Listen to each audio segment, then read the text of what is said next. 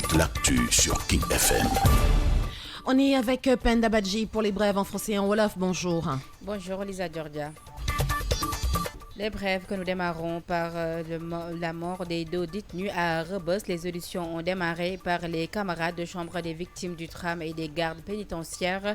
Les services veulent tirer cette affaire au clair comme réclamé par les organisations de défense des droits de l'homme. Le journaliste Adama Gaye sera entendu ce jeudi par le doyen des juges d'instruction Samba Sall concernant ces postes virulents et pour lesquels il a été inculpé des délits d'offense au chef de l'État et d'atteinte à la sûreté de l'État. Les avocats d'Adama Gaye prévoient de déposer une demande de liberté provisoire à l'issue de l'audition. Sur l'international en Colombie, des anciens chefs rebelles des FARC annoncent la reprise des armes contre le gouvernement actuel.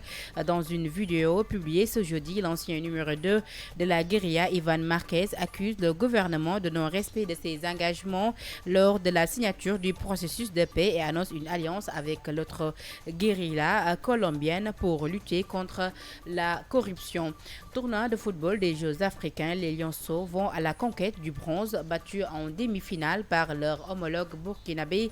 Les Lions U20 affrontent ce jeudi après-midi le Mali pour décrocher la médaille de bronze à défaut de l'or que le Sénégal avait obtenu lors des derniers Jeux africains. Et pour la musique du jour, écoutons Fou Malade en featuring avec Fada Freddy dans Ñaari Kasso. fii dafa triste lëndëm crise dem nañ sax bariñ ko miis bari vis indice fils boo deful ndànk tarxiis dal ci loxoy police am tort ci kanamu justice état bi doon complice. C'était à l'instant Ñaari Kasso en featuring avec Fou Malade et Fada Freddy. Tout de suite la version à la fin.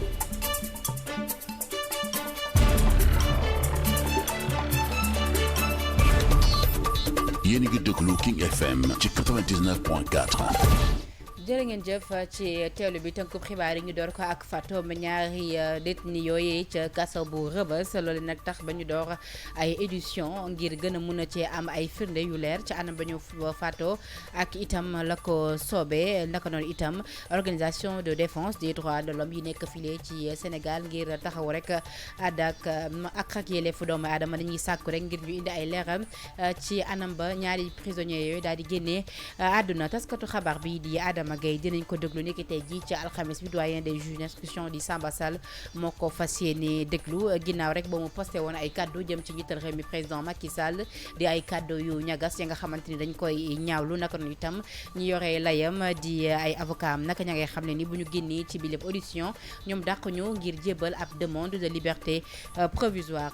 xibaar yi fudul ci ñu réew ca Colombie foofee nag ña nekkoon chef rebelle yu fàtt ya ña ngay xam ne ni nag mënees nañoo jëlaat seen ëpp gànnaay jëm rek ci gouvernement bi ndax daal ba ñuy signé seen xaatim bañ dem xaatim bokk seen accord de paix dafa amoon ay kàddu yu mu yëkkati woon te loolee dara amu ci dàq ñu itam amal ab alliance ak yeneen i guérilla colombienne ngir rek gën a mun a xeex wàllub corruption ca boobule réew. wàllub tàggat yaram tournoi football Jeux africains yi Sénégal ñàkkoon ci demi-finale yi tax nag ba muy daal di xëccoo 3e place bi digganteem ak Mali lay doon ngir rek jéem a fexe ba am lii di médaille de bronze bi la ñu jeexali tënkub xibaar yi ak Fada Freddy ñu ànd ci ak Fou Malade ci Ñaari Kasso.